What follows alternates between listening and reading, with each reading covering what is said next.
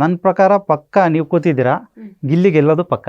ಮೊದಲು ಅಷ್ಟೊಂದು ಇರಲಿಲ್ಲ, ಅವ್ನು ಮನೆಗೆ ಬಂದಾಗ ಅವನಿಗೆ ಗೊತ್ತಿರಲಿಲ್ಲ ಗಿಲ್ಲಿಗೇನೆ. ಸಾರಿ ಕೇಳ್ಕೊಂಡ್ರೆ ಎಲ್ಲರೂ. ಆವಾಗ್ಲೂ ಕಾವಿನ ರೇಗಿಸ್ಕೊಂಡೆ ಫೈಟ್ ಮಾಡೋರು ಇಲ್ಲ ಅಂತಲ್ಲ, ಆದರೆ ಅವ್ರಿಗೆ ಫೈಟ್ ಕೊಡೋಕೆ ಅವನೇ ಬೇಕಾಗಿತ್ತು. ಅವರು ನಾನು ಮಹಿಳೆಯರಿಗೆ ಸಪೋರ್ಟ್ ಮಾಡ್ತೀನಿ, ಅನ್ಬಾರ್ದು, ಹಿಂಗೆ ಅನ್ಬಾರ್ದು, ಲೇಡೀಸ್ಗಳಿಗೆ ಮರ್ಯಾದೆ ಕೊಡಬೇಕು. ಆ ಹುಡುಗಿ ನೋಡ್ಕೊಂಡು ಧ್ರುವಂತ ಆಡೋ ಅವತಾರಗಳು ಇವೆಲ್ಲ ನೋಡ್ಬಿಟ್ಟು ನಮ್ಗೆ ಬೇಜಾರಾಗ್ಬಿಟ್ಟಿತ್ತು, ಯಾಕೆ ಈ ಥರ ಆಗೋದ್ರು ಅಂತ. ಬ್ರ್ಯಾಂಡ್ ಅಲ್ಲ, ಅವರು ಮಧ್ಯದಲ್ಲಿ ತೊಗೊಂಡಿದ್ದು, ಸ್ಟಾರ್ಟಿಂಗಿಂದ ಜೈ ಮಕ್ಕಳು ಬರಲಿಲ್ಲ ಅದು. ಸರ್, ಇವಾಗ ಬಿಗ್ ಬಾಸ್ ಮನೆ ಒಳಗಡೆ ಗಿಲ್ಲಿಯವರು ಎಂಟ್ರಿ ಕೊಟ್ಟಾಗಿಂತ ಇಲ್ಲಿ ತನಕ ಅವ್ರ ಆಟ ಹೆಂಗಿತ್ತು ಅಂತ? ಅವನು ಸ್ಟಾರ್ಟಿಂಗಿಂದನೂ ಚೆನ್ನಾಗಿ ಆಡ್ಕೊಂಡು ಬರ್ತಾ ಇದ್ದಾನೆ. ಇಲ್ಲಿವರೆಗೂ ಸೂಪರಾಗಿ ಬಂದೈತೆ ಅವನ ಆಟ ಎಲ್ಲ, ಚೆನ್ನಾಗಿ ಆಡ್ತಿದ್ದಾನೆ.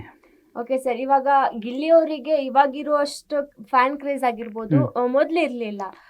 ಮನೆಗೆ ಹೋಗುವಾಗ ಒಬ್ಬ ಸಾಮಾನ್ಯ ಎಂಟರ್ಟೈನರ್ ಆಗಿ ಮನೆ ಒಳಗಡೆ ಹೋಗಿದ್ರು.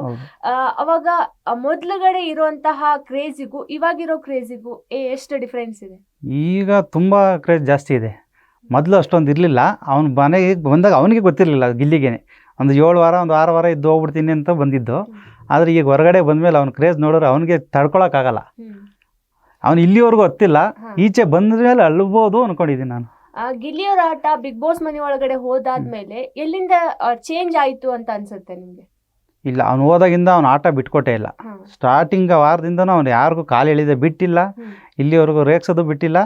ನೆನ್ನೆ ಸಾರಿ ಕೇಳ್ಕೊಂಡ್ರೆ ಎಲ್ಲರೂ. ಆವಾಗ್ಲೂ ಕಾವಿನ ರೇಗಿಸ್ಕೊಂಡೆ ಬಂದವನು ಅವನು.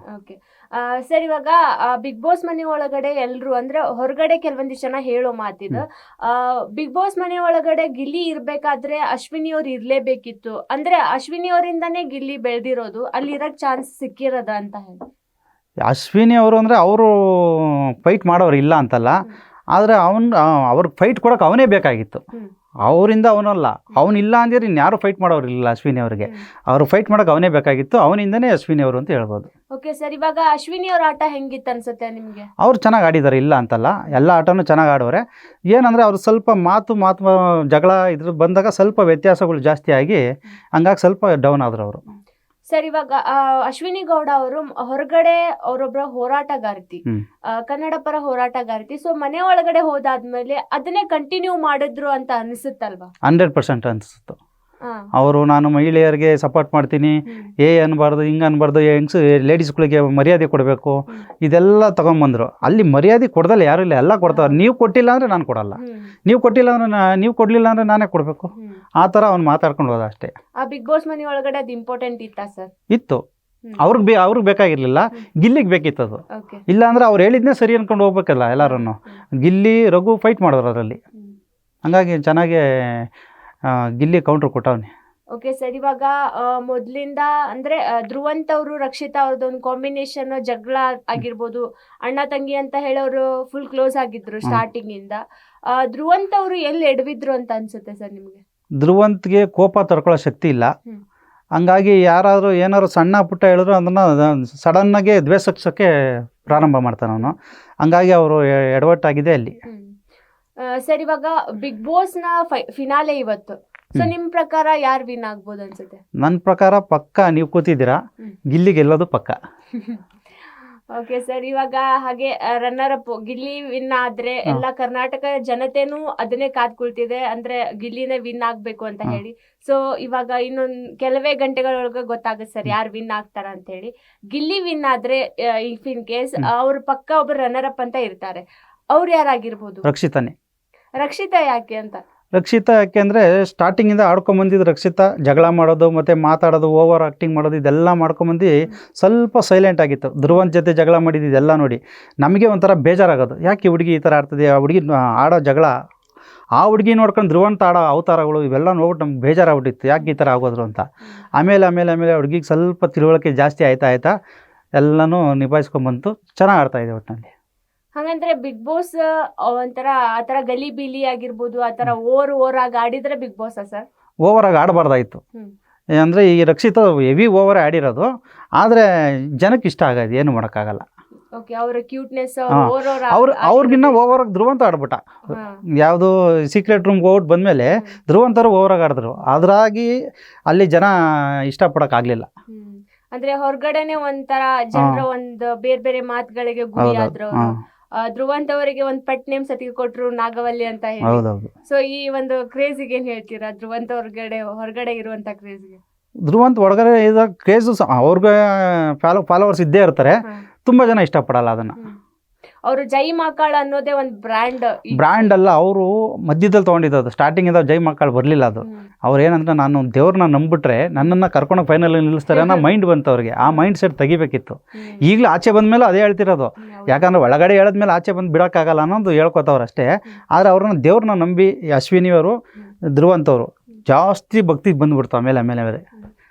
ಇವಾಗ 6 ಜನ ಕಂಟೆಸ್ಟೆಂಟ್ಸ್ಗಳು ಉಳಿದಿದ್ದಾರೆ ಸರ್.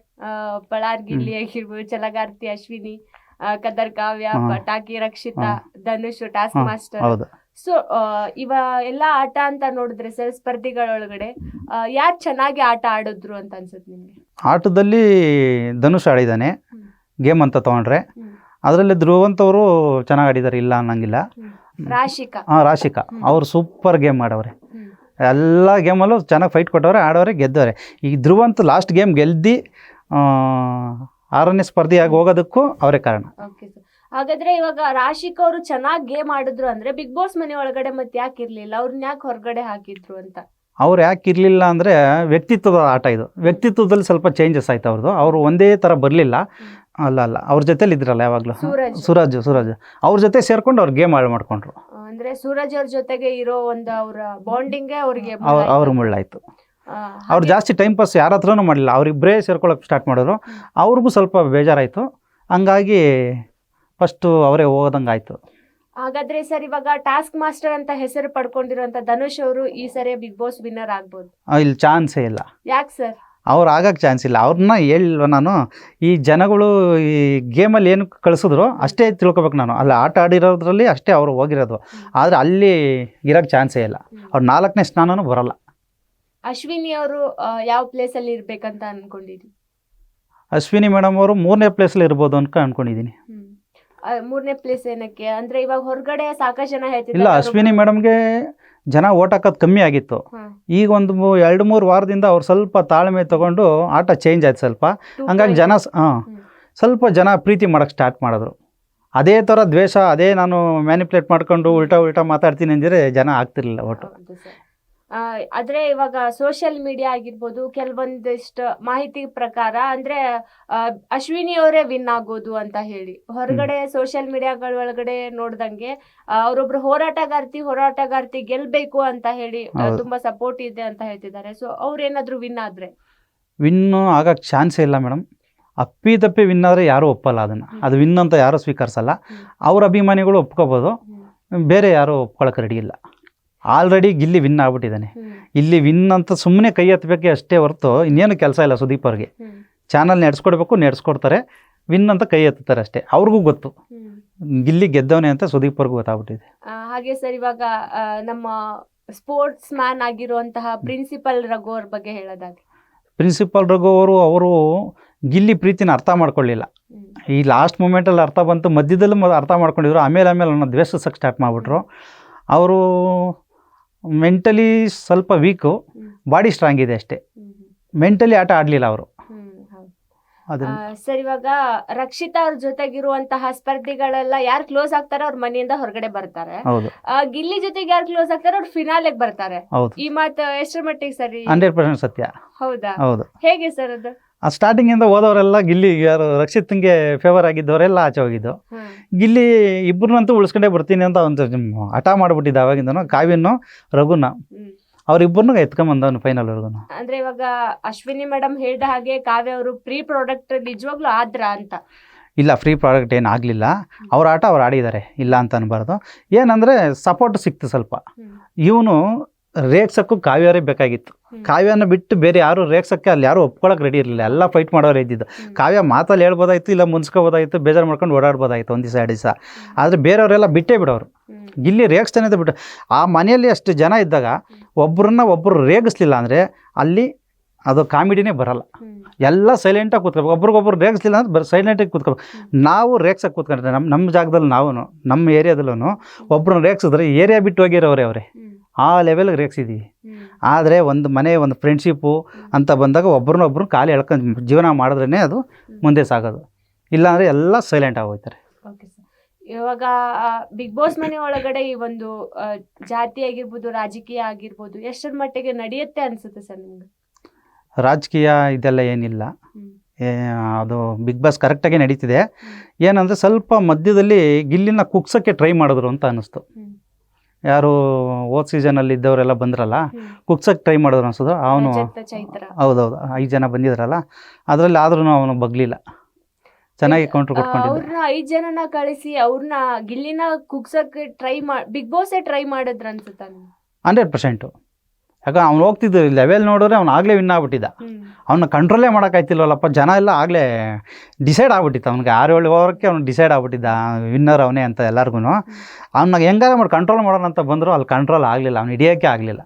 ಕೊನೆಗೆ ಈಗ 2-3 ವಾರದಿಂದ ಏನಾರ ಓಟ್ ಯಾರೋ ಚೇಂಜ್ ಆಗ್ಬೋದು ಏನೋ ಅಂತ ಏನೇನೋ ಪ್ರಯತ್ನ ಪಟ್ಟರು, ಆದರೆ ಅವನ್ನ ಮೀರ್ಸೋರು ಯಾರು ಇಲ್ಲ. ಹಾಗೆ ಸರ್, ಇವಾಗ ಈ ಬಿಗ್ ಬಾಸ್ ಸ್ಕ್ರಿಪ್ಟೆಡ್ ಅಥವಾ ನಾನ್ ಸ್ಕ್ರಿಪ್ಟೆಡ್, ಅಲ್ಲಿರೋ ಸ್ಪರ್ಧಿಗಳ ತಮ್ಮ ವ್ಯಕ್ತಿತ್ವವನ್ನ ನಿಜವಾಗ್ಲೂ ಹೊರಗೆ ಹಾಕಿದ್ರ ಅಂತ ಅನ್ಸುತ್ತಾ? ಇಲ್ಲ, ನಾಟಕ ಆಡ್ಕೊಂಡೇ ಬಂದಿದ್ದಾರೆ. ಅಲ್ಲಿ ನಿಜವಾಗ್ಲೂ ಬದುಕಿರೋದು ಯಾರು, ಜೀವಿಸಿರೋದು ಯಾರು? ಬದುಕಿರೋದು ಗಿಲ್ಲಿನೇ, ಜೀವಿಸಿರೋದು ಗಿಲ್ಲಿನೇ. ಗಿಲ್ಲಿ ಬಿಟ್ಟು ಎಲ್ಲರೂ ಸ್ಕ್ರಿಪ್ಟೆಡ್ ತರ ನಾಟಕ ಮಾಡ್ಕೊಂಡೆ. ರಘು ಅವರು ಒಬ್ರು ಏನಂತ ಸ್ಕ್ರಿಪ್ಟೆಡ್ ಅಂತ ಇಲ್ಲ. ರಕ್ಷಿತ್ ಅದು ಸ್ವಲ್ಪ ಓವರ್ ಆಯಿತು. ಯಾಕಂದರೆ ಸ್ವಲ್ಪ ಸ್ಕ್ರಿಪ್ಟೆಡ್ ಥರ ಎಲ್ಲ ನಾನು ಹೇಳ್ದೆ ಆಗಬೇಕು ಅನ್ನೋ ಥರ. ಸ್ಟಾರ್ಟಿಂಗ್ ಅಶ್ವಿನಿ ಮೇಡಮ್ ಹೆಂಗೆ ಎಲ್ಲ ನನ್ನ ಗುಂಪಲ್ಲೇ ಬಂದು ನನ್ನ ಮಾತೇ ಕೇಳಬೇಕು ಅಂದರು, ಅದೇ ಥರ ಲಾಸ್ಟಲ್ಲಿ ರಕ್ಷಿತಿಂದ ಆಯಿತು. ಅದೇ ಥರ ಬುದ್ಧಿ ಬಂತು. ಅದೆಲ್ಲ ಸ್ಕ್ರಿಪ್ಟೆಡ್ ಅನಿಸುತ್ತೆ, ಅದು ಗೊತ್ತಾಗ್ಬಿಡುತ್ತೆ ಇಂಥವ್ರಿಗೂ. ಧನುಷ್ದು ಹಂಗೆ ಆಯಿತು. ಏನಂದರೆ ಮುಂಚೆಯಿಂದ ಹೆಂಗಿದ್ರು ಧನುಷ್ ಅದೇ ಥರ ಬಂದರು, ಲಾಸ್ಟ್ ಮೂಮೆಂಟ್ ಸ್ವಲ್ಪ ಕಾವಿನ ಜೊತೆ ಸೇರ್ಕೊಂಡು ಸ್ವಲ್ಪ ಸ್ಕ್ರಿಪ್ಟೆಡ್ ಆಯಿತು. ನೀವು ಈ ಬಿಗ್ ಬಾಸ್ ಸೀಸನ್ ನ ಈ ಫಿನಾಲೆಗೆ ಬಂದು ನಿಂತಿದೆ, ಮೊದಲನೇ ದಿನದಿಂದ ನೋಡ್ಕೊಂಡ್ ಬಂದು ಇವಾಗ ಫಿನಾಲೆ ಬಂದಿದೆ. ಬೇಸರ ಇದೆನಾ ಅಥವಾ ಖುಷಿ ಇದೆನಪ್ಪ, ಮುಗಿದು ಹೋಯ್ತಲ್ಲ ಅನ್ನೋ ಖುಷಿನ, ಅಥವಾ ಅಯ್ಯೋ ಮುಗಿತಿದೆ ಅನ್ನೋ ಬೇಜಾರ? ಇಲ್ಲ, ಮುಗಿದೋಯ್ತು ಅನ್ನೋ ಬೇಜಾರಿದೆ. ಯಾಕಂದರೆ ನಾನು ಒಂದು ದಿವಸನ ಬಿಡ್ದಂಗೆ ನೋಡ್ಕೊಂಬಂದು ಮನೆಯಲ್ಲಿ ಎಷ್ಟೇ ಮಲ್ಕೊಳ್ರಿ ಅಂದ್ರೆ ನಾನು ಫೈಟ್ ಮಾಡ್ಕೊಂಡು ಪೂರ್ತಿ ಎಪಿಸೋಡ್ ಮುಗಿಯೋವರೆಗೂ ನೋಡ್ಕೊಂಡೇ ಮಲಗ್ತಿದ್ದಿದ್ದು. ನಾಳೆಯಿಂದ ನೆಮ್ಮದಿಯಾಗಿ ಮಲಗ್ತಾನೆ ನನ್ನ ಗಂಡ ಅಂತ ಮನೆಯಲ್ಲಿ. ಅಂದ್ರೆ ನೀವೇ ಜಾಸ್ತಿ ನಮ್ಮ ಮನೆಯಲ್ಲಿ? ಹೌದು, ನಾನು ಬೆಡ್ ಮೇಲೆ ನಾನು ಸೌಂಡ್ ಕೊಡ್ಕೊಂಡು ನೋಡ್ಕೊಂಡ್ಬಿಡ್ತಿದ್ದೆ, ಅವ್ರು ಮಲಗಕ್ಕೆ ಬಿಡ್ತಿರ್ಲಿಲ್ಲ. ಅವ್ರು ನಿದ್ದೆ ಬರಲ್ವಲ್ಲ. ಯಾರಿಂದ ನಿಮ್ಗೆ ಈ ಬಿಗ್ ಬಾಸ್ ನ ಬಿಡ್ಲೇಬಾರ್ದು, ಡೈಲಿ ನೋಡ್ಬೇಕನ್ನೋ ಹುಚ್ಚು ಬಂದಿರೋದು? ಗಿಲ್ಲಿಯಿಂದಾನೆ. ಗಿಲ್ಲಿ ಬಿಟ್ರೆ ಯಾರು ಇಲ್ಲ. ಸರ್, ಇವಾಗ ಫಿನಾಲೆ ಇನ್ನೊಂದು ಕೆಲವೇ ಗಂಟೆಗಳೊಳಗಡೆ ಸ್ಟಾರ್ಟ್ ಆಗಿ ಇವಾಗ ಆಲ್ರೆಡಿ ಸ್ಟಾರ್ಟ್ ಆಗಿದೆ. ಸೊ ವಿನ್ನರ್ ಯಾರಂತ ಹೇಳಿ ನಾವಿನ್ನು ಕಾದ್ ನೋಡ್ಬೇಕು. ಸೊ ನಿಮಗೆ ಫೈನಲಿ ವಿನ್ ಆಗೋದು ಯಾರು ಆಗ್ಲೇಬೇಕು ಅಂತ ಏನಿಲ್ಲ. ನಾವು ನೋಡಿರೋದು ಪ್ರಕಾರ ಆಟ ಆಡಿರೋರು ನೋಡಿದ್ರೆ ಗಿಲ್ಲಿನೇ ಗೆಲ್ಲೋದು. ಗಿಲ್ಲಿ ಬಿಟ್ರೆ ರಕ್ಷಿತಾ ಬಿಟ್ರೆ ಅಶ್ವಿನಿ ಮೇಡಮ್.